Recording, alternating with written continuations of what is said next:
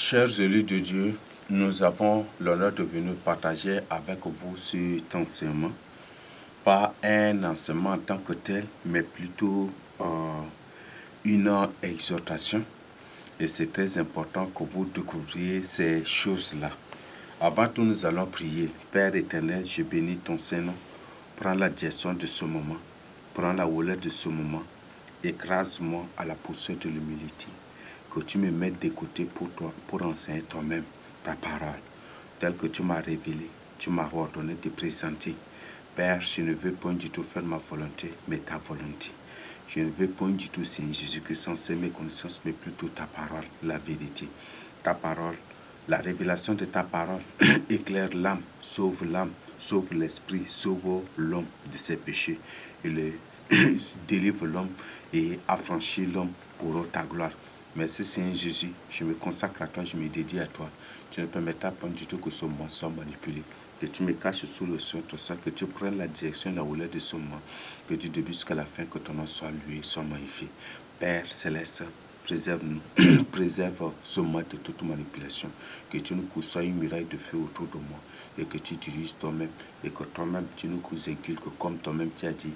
L'Esprit Saint, l'Esprit de vérité, c'est nous qui nous enseignera, qui nous communiquera toutes choses. Mon Dieu, que ce mois soit dirigé, coordonné par toi-même, et que tu nous enseignes, que tu nous diriges, que tu nous conduises dans toutes choses, et que toi-même tu nous exposes toutes choses. Donne-nous une compréhension plus profonde sur les choses que nous allons nous partager pour ta gloire. Au nom de ce que je te prie. Amen. Le thème de notre partage, c'est est-ce qu'un enfant de Dieu ou un serviteur de Dieu a une vie privée? La vie privée est-elle biblique? Il y a beaucoup de... Donc, est-ce qu'une vie privée est-elle biblique? Et c'est ce que nous allons voir. Je crois qu'à travers cela, les vrais enfants de Dieu savent déjà.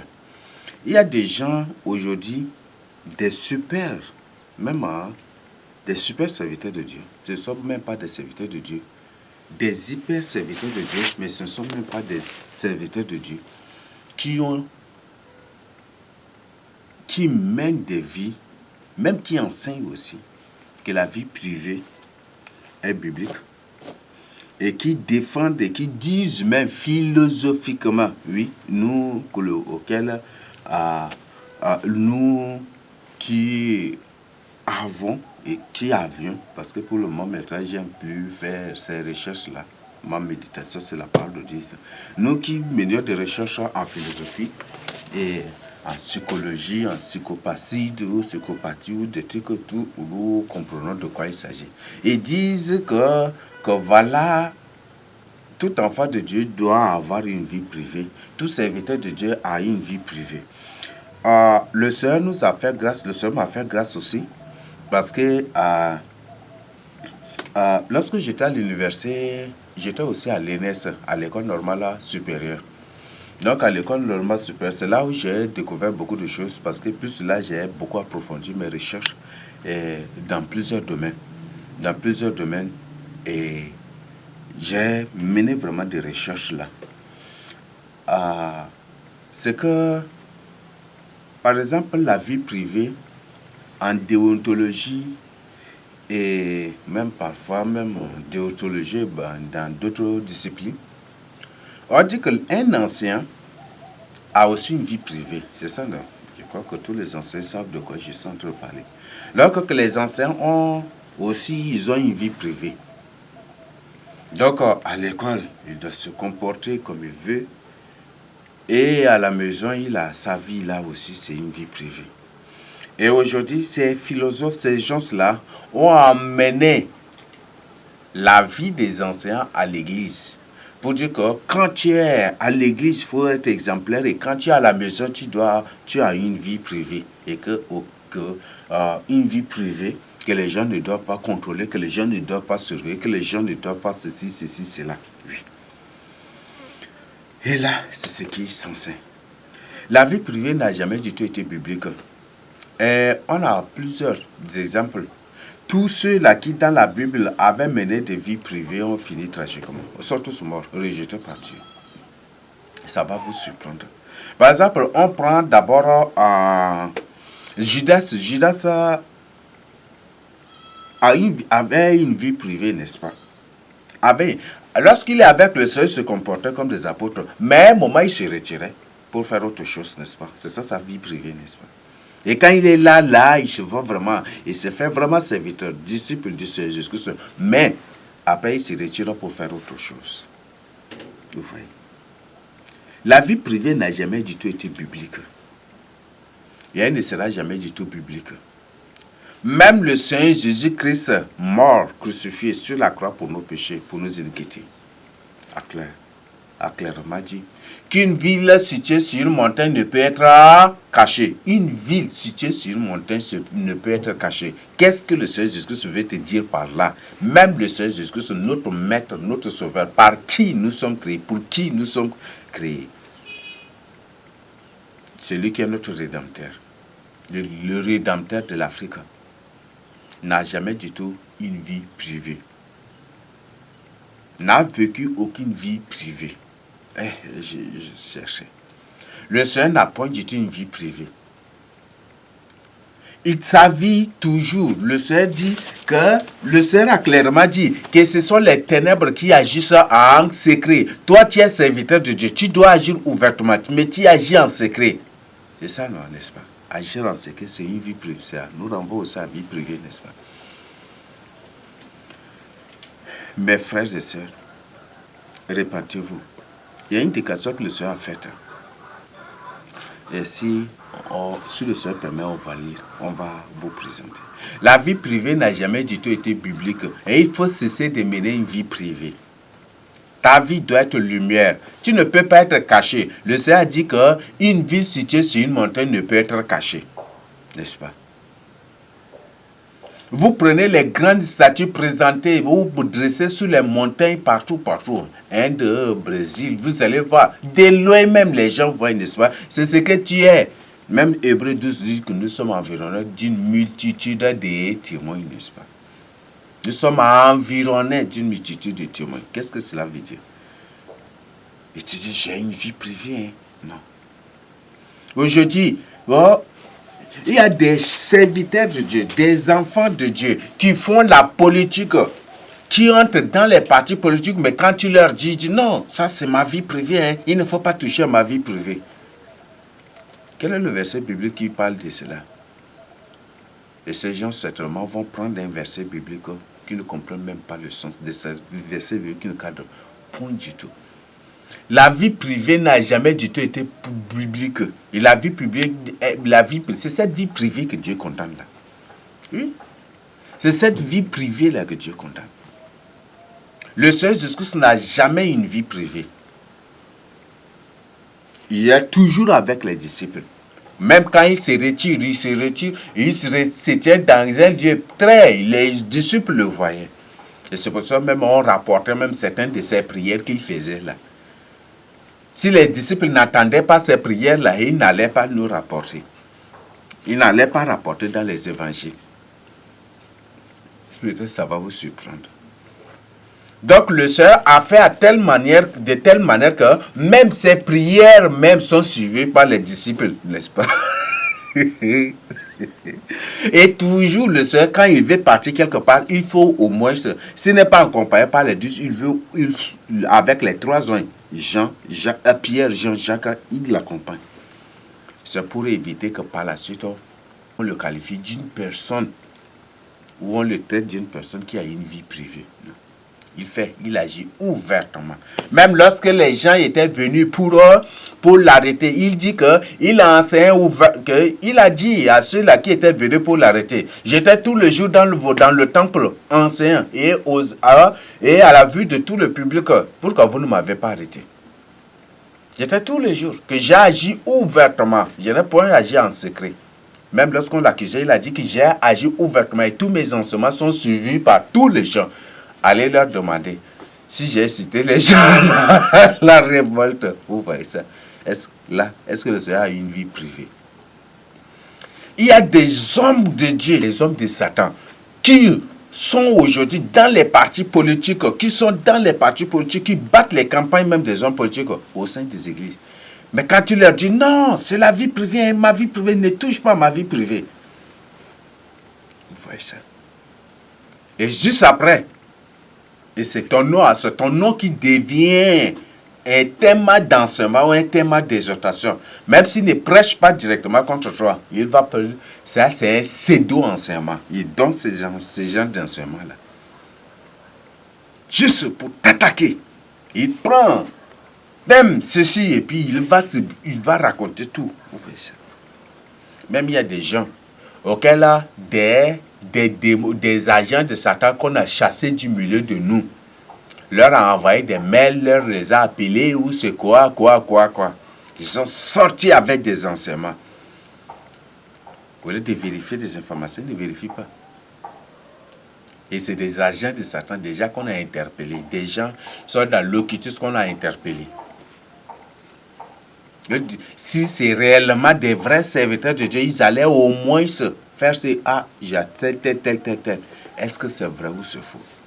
Ils ne le font pas, n'est-ce pas? Parce qu'ils veulent être vus. Ils veulent que leur ministère soit rempli, n'est-ce pas? Dieu ne cherche pas la quantité. Dieu ne cherche pas la quantité. Et tous ceux qui cherchent la quantité sont des antichrists. Là, c'est ce que je tiens à vous informer. Donc, il y a des gens aujourd'hui, il y a des phénomènes. Le Seigneur parlait des phénomènes à la fin des temps. Il y a des gens vraiment terribles. C'est vraiment terrible. C'est vraiment terrible. Et réveillez-vous pour votre salut. Réveillez-vous pour votre salut. Le Seigneur parlait des phénomènes à la fin des temps. Et c'est ce que je tiens à partager avec vous. Donc, la vie privée n'a jamais du tout biblique. Un serviteur de Dieu ou un enfant de Dieu qui peut être en relation avec des gens, des femmes ou des trucs au quartier, des trucs, ils mettent toutes les formes de vie de désordre.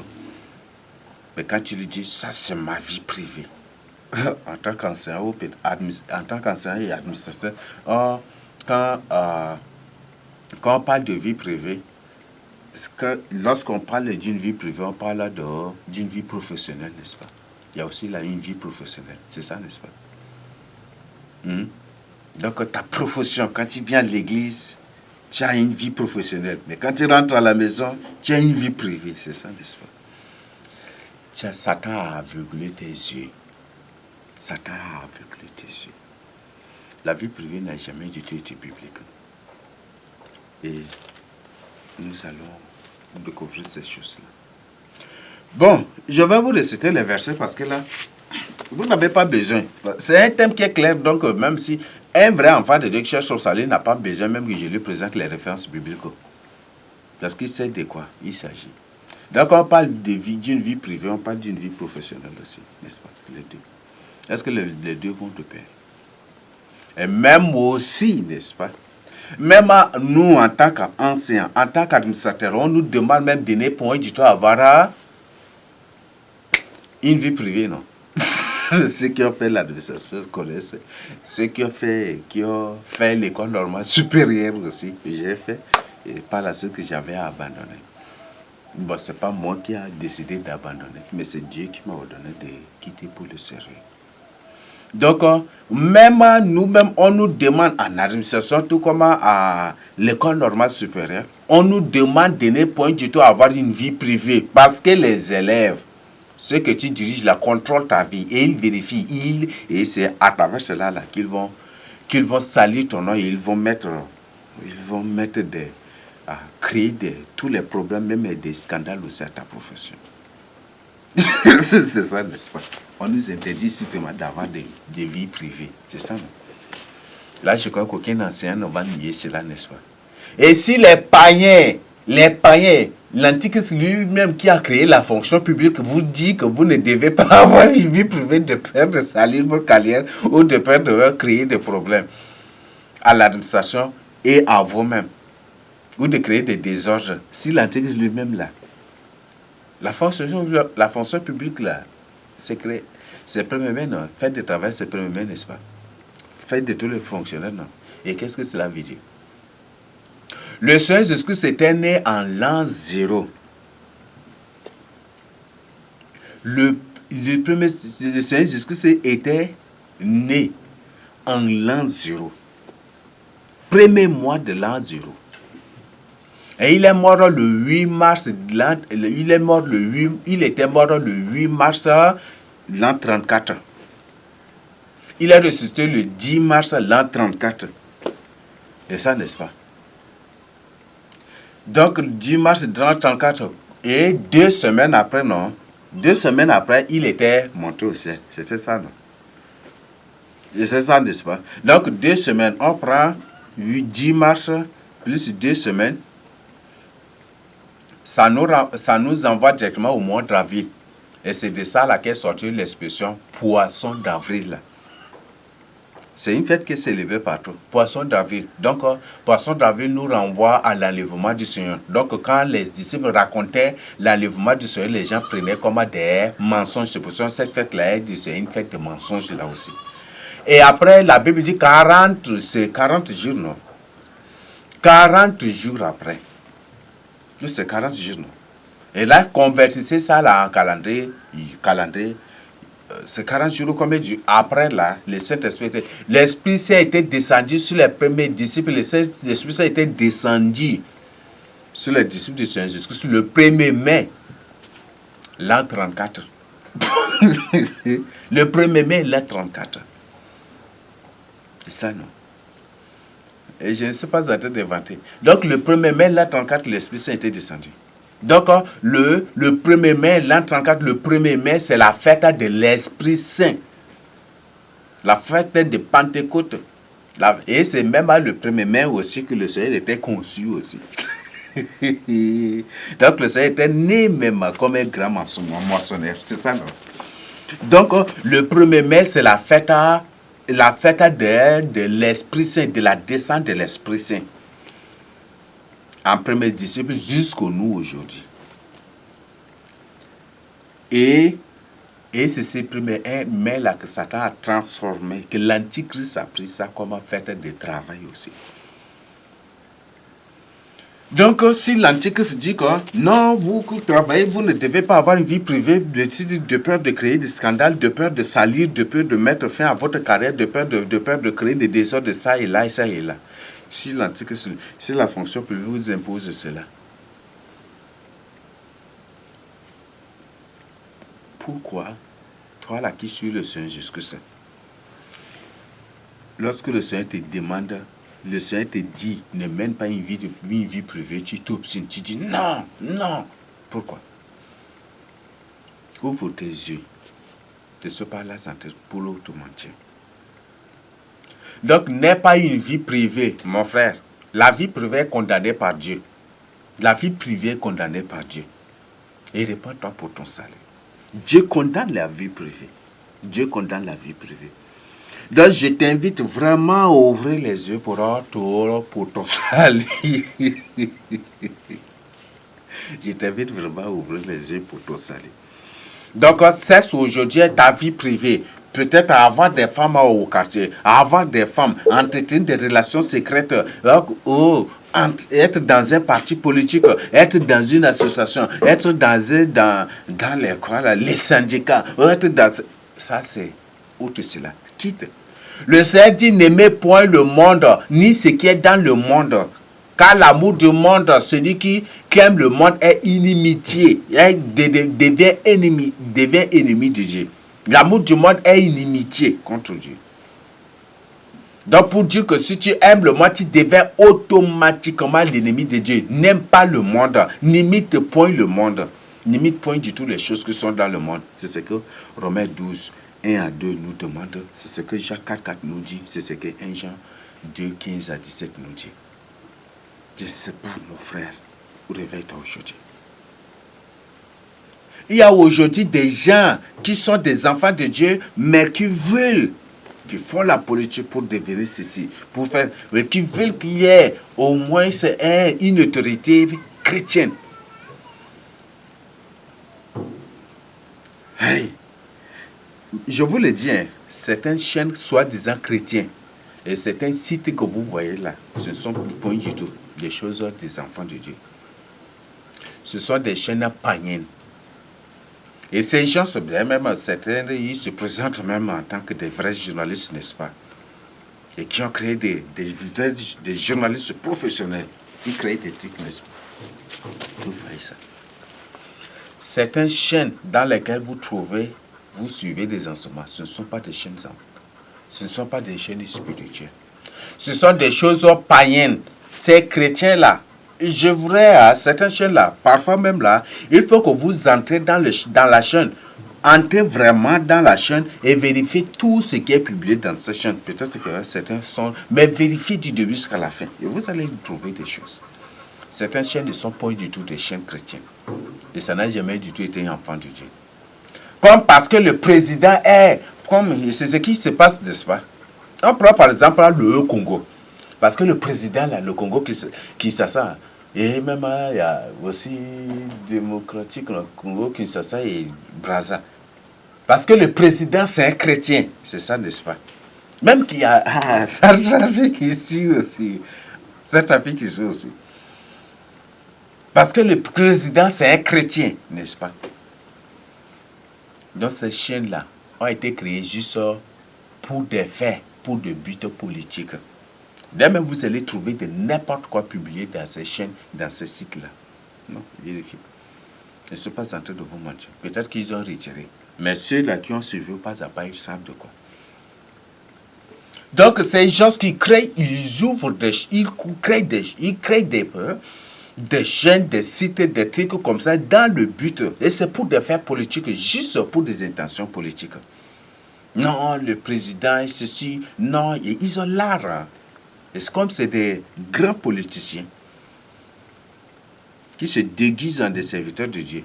Et c'est ça ce qu'ils sont. Ce ne sont pas des enfants de Dieu. Vous allez croire que ce sont des enfants, mais ce ne sont pas des enfants de Dieu. C'est soi-disant président chrétien qui au monde va me prouver qu'aucun président sur la terre n'est sataniste, incarné, démon, sémence de Satan. Aujourd'hui, on fait la peste.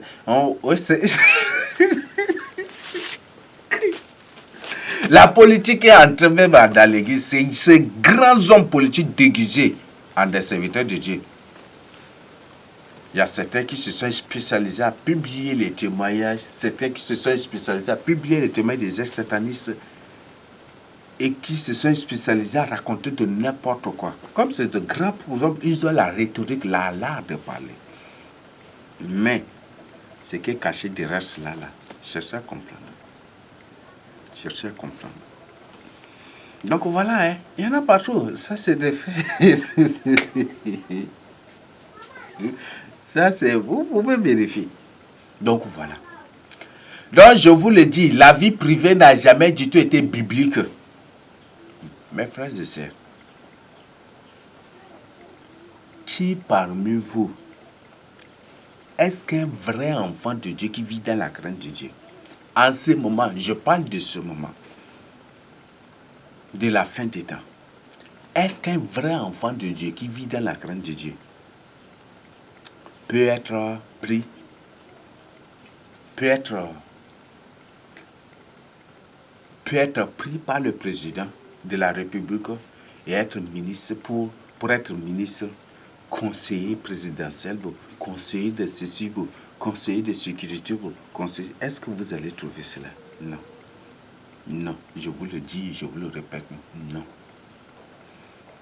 Ces soi-disant hommes de Dieu qui font l'éloge de ces gens, ceux qui se lèvent pour dire non, ce sont des serviteurs de Dieu. Ce ne sont pas des serviteurs de Dieu, c'est des hommes politiques. Et en faisant cela, ils sont en train de battre leur campagne. Ils font aussi pour avoir. Ils sont en train de battre leur campagne. Pour avoir la grâce présidentielle, ou peut-être privilège présidentiel, ou c'est quoi présidentiel, on ne sait pas, ou pour être vu. Il y a certains, c'est juste pour être vu.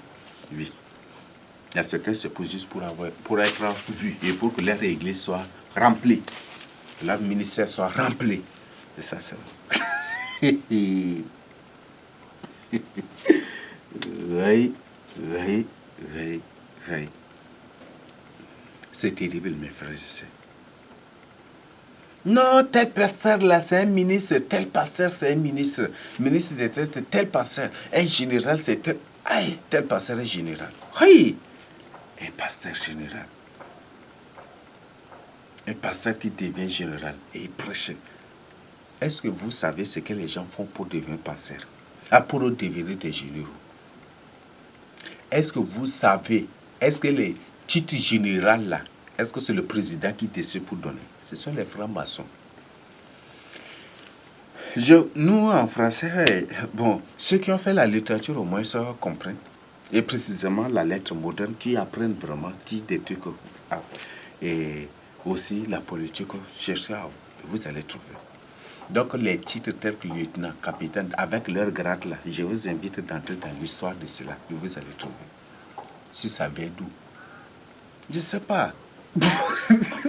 On dit, non, tel général, c'est un pasteur. Ouais, général. Les pasteurs, les hommes de Dieu, Dieu les a bénis, ils sont devenus des généraux. Dieu les a bénis, ils sont devenus des ministres de l'Intérieur, ministres des Finances, ministres de Sécurité. Aïe. Ça, ce n'est pas la bénédiction de Dieu. Ce sont des satanistes déguisés. Je ne sais pas. Et ce que je tiens à vous donner comme information, le vrai Congo là, le vrai Congo Kinshasa, c'est le Tchad. Ça va vous surprendre. Tournez l'Afrique, le sud au nord et le nord au sud. Le Tchad est le vrai Congo Kinshasa. Dans l'histoire, ce sont les Tchadiens là qui ont été déportés. Ce sont les Tchadiens qui peuplent aujourd'hui. D'ailleurs, même, il y a certains noms qu'on voit, même les noms de certains Congolais, c'est des noms purement Sahara. Ce ne sont pas des noms. Et certains, c'est des noms purement. Ah, ça, c'est ça le grand problème. Et les noms sont significatifs. Il y a beaucoup de Cananéens aussi parmi les Congolais. Ceux du Kinshasa, tout comme ceux du Brazza.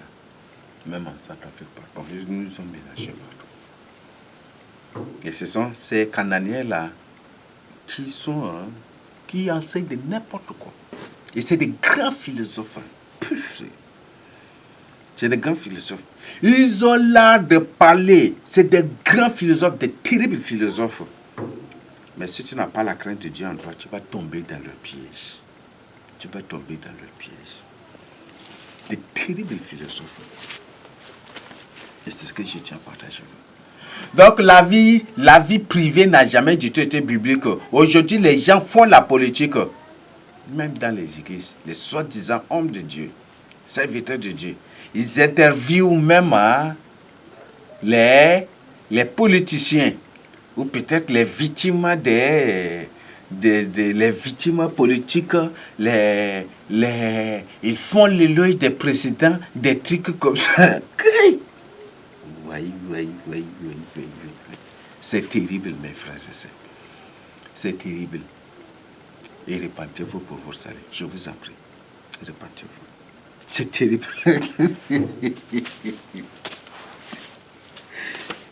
C'est terrible. Repentez-vous pour votre salut. Je vous en prie.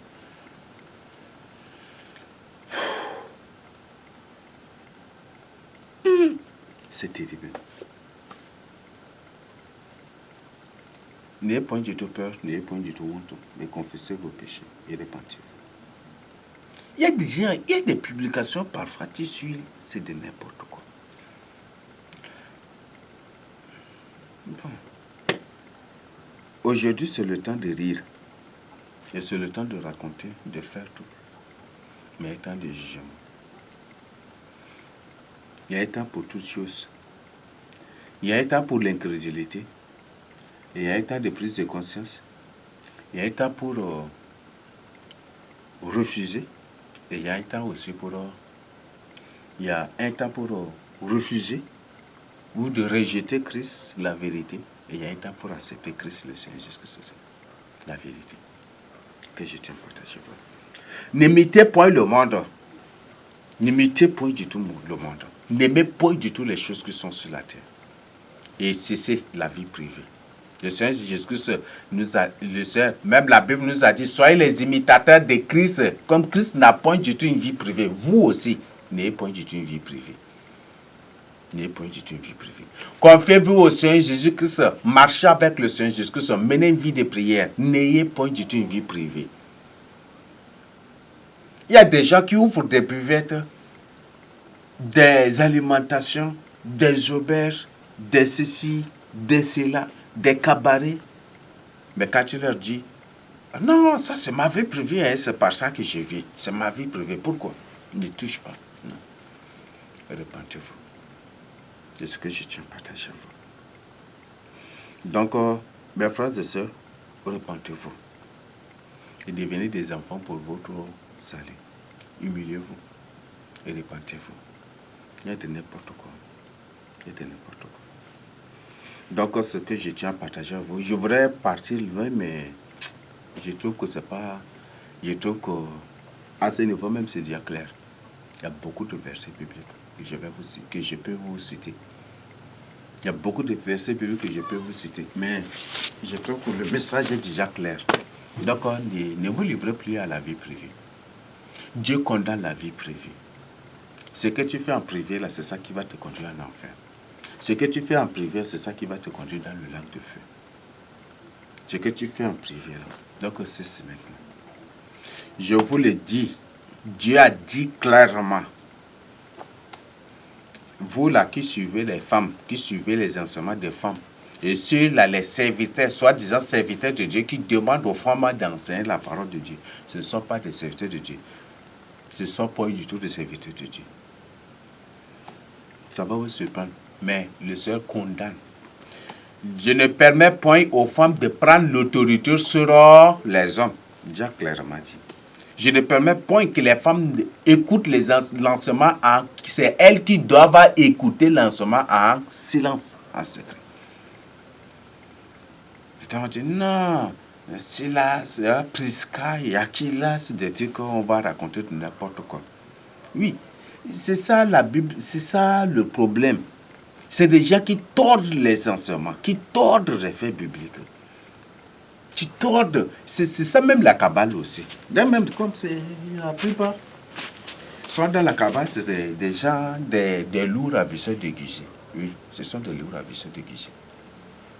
Et comment des trucs, c'est des gens qui ont été, des gens qui sont, bon, des gens possédés. C'est... Bon, il y a des preuves. Hein. Il y a des preuves de ces choses-là. Peut-être ça va, des trucs, mais c'est des gens, il y a des preuves de ces choses-là. Donc, les femmes ne doivent point du tout enseigner la parole de Dieu. Et elles ne doivent point du tout enseigner la parole de Dieu. Ça, c'est pas moi qui l'invente. Tu ne peux pas me croire. Il faut seulement refuser de me croire. Là, moi, je ne t'impose pas de me croire, mais il faut refuser si tu es libre de refuser de croire. Mais après ta mort, tu me croiras. Les femmes doivent suivre l'enseignement, la parole de Dieu en silence. C'est une femme a un témoignage à rendre. Là, elle peut le faire. Mais une femme ne doit point du tout enseigner la parole de Dieu. Une femme ne doit point du tout enseigner la parole de Dieu. Et une femme ne doit point du tout être pasteur de trucs ou docteur ou doctoresse de la loi, docteur ou de trucs, ou peut-être des responsables d'une église ou de... Jamais du tout. Une femme ne doit point du tout enseigner la parole de Dieu. Elles doivent rendre témoignage. Ne dis pas que parce que mon mari est pasteur, donc moi aussi je suis pasteur. Aïe! C'est écrit dans quel verset ici? C'est écrit dans quelle Bible? Donc, comme mon mari est pasteur, moi aussi je suis pasteur, je dois prêcher la parole de Dieu. Il y a des choses. C'est. Et toi qui as fait cela, réponds-toi. Confesse ce péché et demande pardon. Parce que ce qui t'attend, c'est le pire. Et c'est mieux de retirer ce que tu as publié là. Toi qui as fait, c'est mieux de retirer ça de retirer cela, d'effacer cela. Ça va beaucoup t'aider. Si tu refuses, moi, je ne t'impose pas. Mais aujourd'hui, c'est un temps de philosophie. Tu peux prendre des versets, tordre ou expliquer ce que tu veux. Mais c'est la vérité que je dis.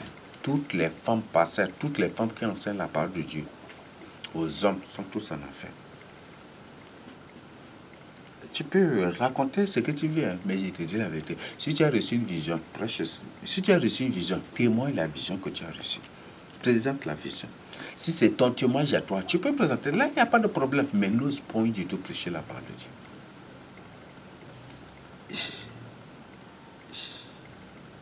Il y a des choses. Un pasteur qui, au début, prêche bien, hein, il prêche que les femmes ne doivent point du tout enseigner la parole de Dieu. Fait des trucs comme ça. Le même pasteur revient par la suite dire que non, les femmes peuvent prêcher, mais elles ne peuvent pas être ici. Et qu'est-ce que la Bible dit ici?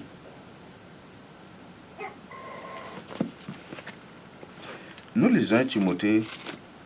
Bon, même si je présente même là, je vous invite à lire un Timothée 2. Je crois que c'est du verset 10 à 13 ou 14 comme ça. Les femmes ne doivent point du tout prêcher la parole de Dieu. Et toi qui suis les enseignements des femmes, il faut demander pardon. Un jour, j'avais téléchargé un enseignement, croyant que c'est un témoignage alors que c'est un enseignement. Et j'avais suivi, c'était de n'importe quoi. N'importe quoi. N'importe quoi. Il y a des gens aujourd'hui qui suivent les enseignements des gens. Ils se font des grands... Je ne sais pas. Hein. Ce n'est pas le Seigneur qui leur demande de faire. Bon, le Seigneur ne contredit pas sa parole. Il y a des gens qui nous suivent. Même il y a ceux-là qui ont osé même enseigner pour dire que le fait que tu ne te maries pas, c'est aussi le plan de Satan. Je ne sais pas. Et ces gens, bien, je suis sûr et convaincu qu'ils ont appris l'histoire de Côte, l'affaire de Côte. Et c'est comme ça qu'ils fabriquent des enseignements. Tu es libre, hein? Raconte ce que tu veux. D'ailleurs, même je connais déjà que ces gens sont des Cananéens, ce ne sont pas des Juifs. C'est des gens, ce sont des Cananéens, ce ne sont pas des Juifs. Et...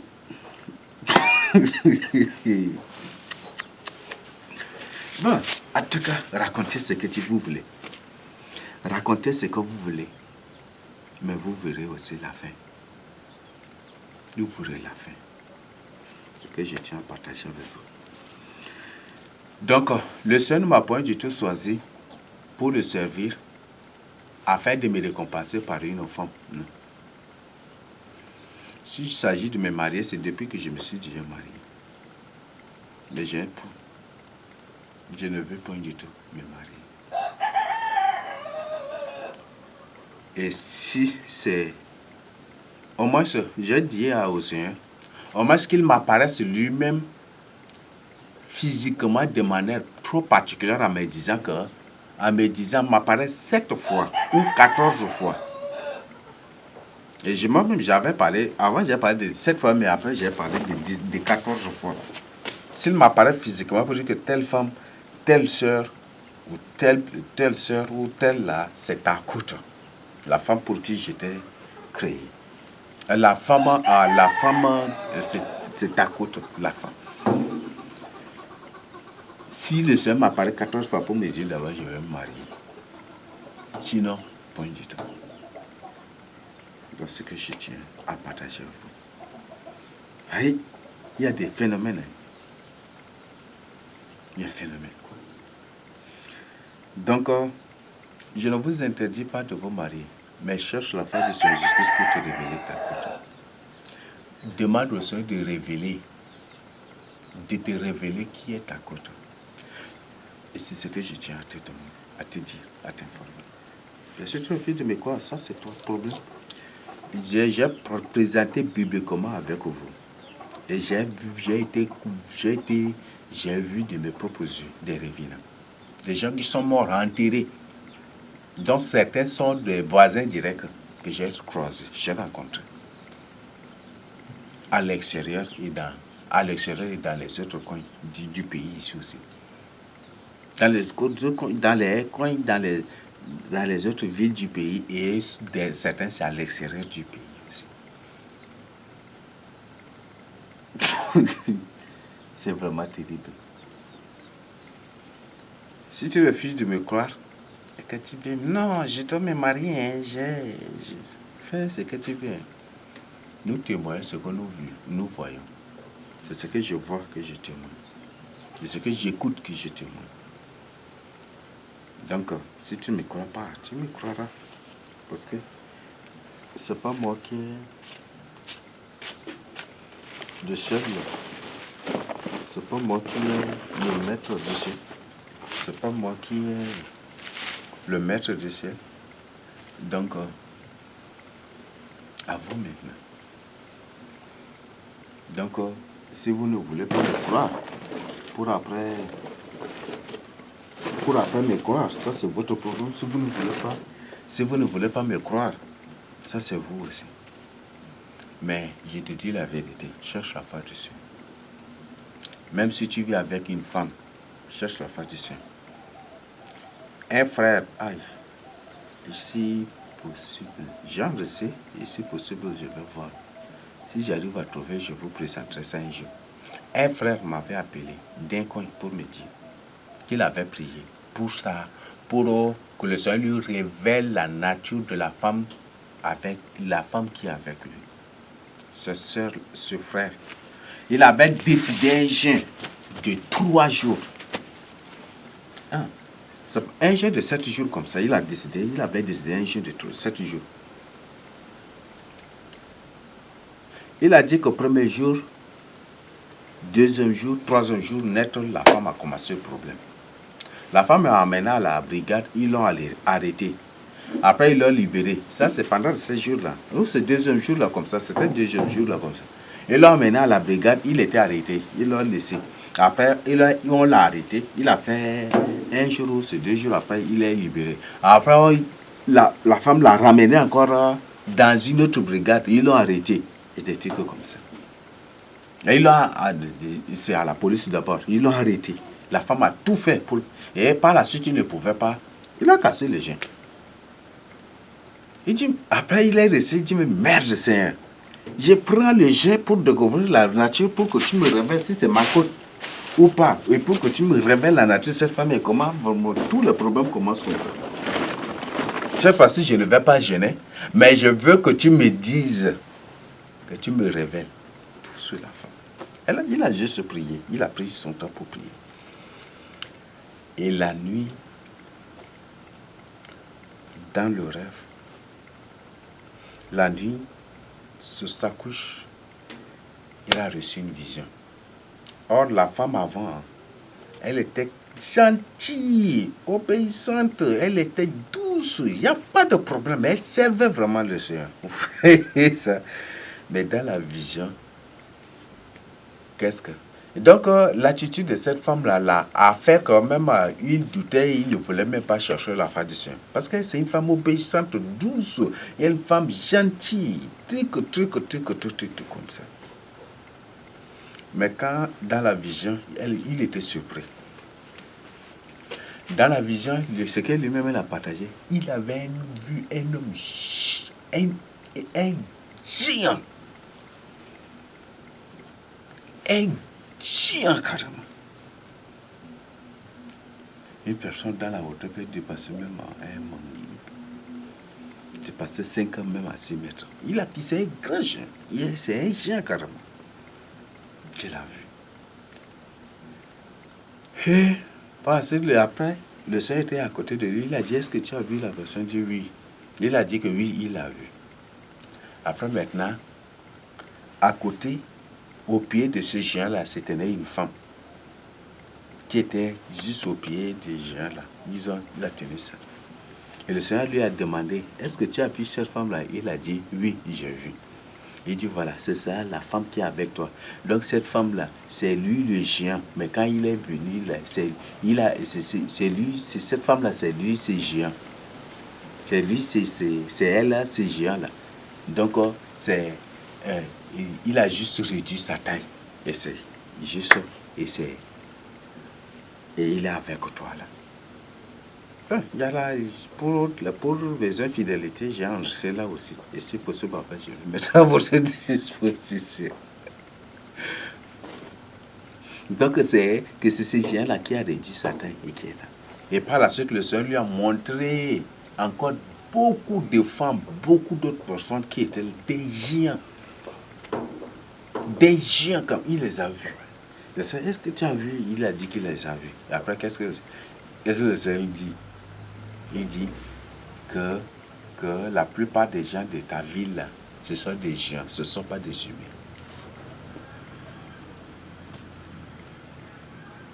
Le frère a reçu la vision la nuit. Ça, c'est lui qui a partagé. Le matin, très tôt le matin, la femme a ramassé toutes ces choses et elle est partie. Et c'est fini. La femme n'a rien dit, elle a tout. Cette femme a ramassé toutes ces choses et elle est partie. Et le frère a des enfants avec cette femme. Tu vois, n'est-ce pas? Combien de fois les démons viennent sur la terre? Et ces enfants, vous croyez que ce sont des humains normaux? Tu peux avoir une femme qui est vraiment obéissante, gentille, clémente, hospitalière, qui peut répondre à toutes les qualités que tu veux. Mais c'est un géant, un démon méchant. Parce qu'un démon peut correspondre ou répondre typiquement à tous tes besoins ou à toutes les qualités que toi tu veux ou tu aimes. Répondre. Et c'est comme ça que les gens sont privilégiés. Les hommes, il y en a aussi, il a vu des hommes aussi. Et tout récemment encore, il vient de m'appeler pour partager. Et le Seigneur dit que les gens de ta ville, ce sont des géants. Il serait venu. Et lui-même, il les a vus que ce sont tous des géants. Et ça, n'est-ce pas? C'est pourquoi dans certaines villes, dans certains coins, si les gens n'acceptent pas le Seigneur Jésus-Christ, si les gens ne marchent pas avec le Seigneur, les gens n'acceptent pas ne vivent pas dans n'acceptent pas le message synthétique. Ce n'est pas surprenant. C'est pas surprenant. Et quand un serviteur de Dieu prêche la parole de Dieu que les gens refusent, ce n'est pas aussi surprenant. Parce que le monde n'aime ce qui est à lui.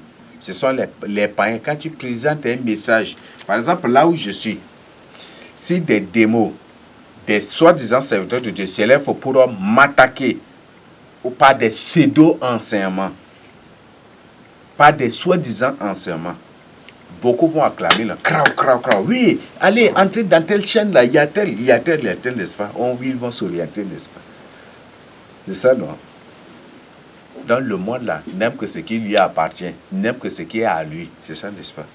Et c'est parce que vous n'êtes pas de ce monde que le monde va vous haïr. Le monde veut vous. Et c'est ça. C'est parce que vous n'êtes pas de ce monde que le monde vous hait.